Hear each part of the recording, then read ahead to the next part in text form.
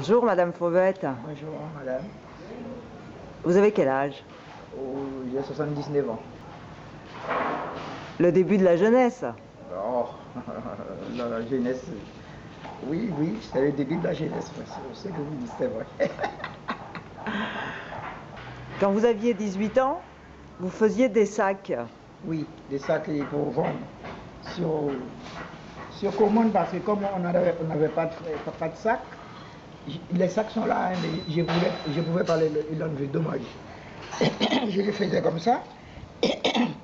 Et puis après, lorsque j'en ai deux ou trois bandes, je les mettais ensemble, je les cousais comme ça ensemble pour prendre de largeur.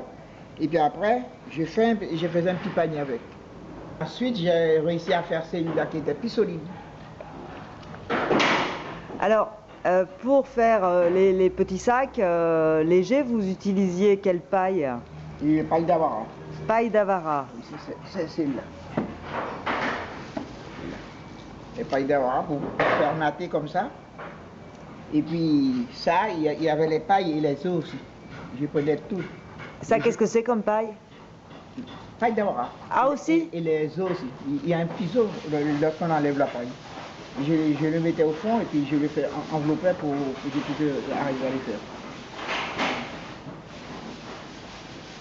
Et alors, ces paniers-là même, il a une trentaine d'années quand même. Il y a le balai aussi. Il y a un balai que j'ai fait là.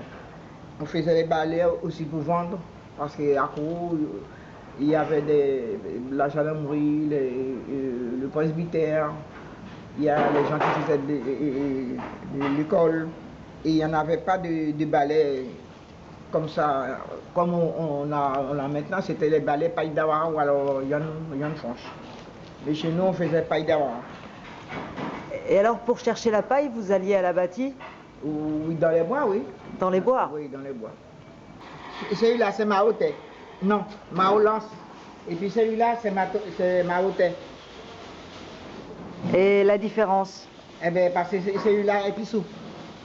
Celui-là un petit peu plus dur à tresser, mais on arrive à le tresser quand même, parce qu'il fallait le tresser pour aller faire la pêche, pour attacher les baies, les cochons.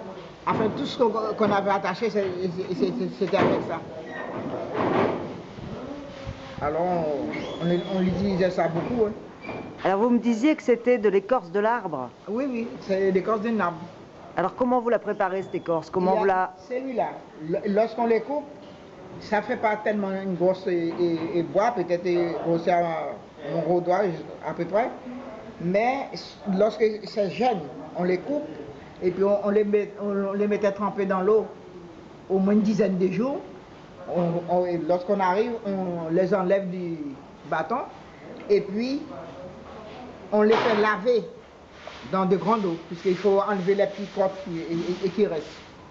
Et puis on les met sécher. Lorsque c'est séché, à ce moment-là, il nous donne ça, du Mao. Et là, c'est là on fait natter, on fait tresser. Il y en a toutes sortes de qualités. Ceux qui sont là, regarde comment ils sont jolis. Regarde comment ils sont jolis. Ils sont jolis là. Et ça, c'était pour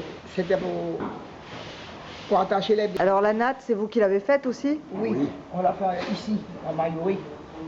On l'a coupé dans... Non, cette chose, c'est quelque chose qui reste dans l'eau. Et lorsqu'il n'y a plus de pluie, il ne pleut pas, la terre est sèche, on peut aller couper les gens.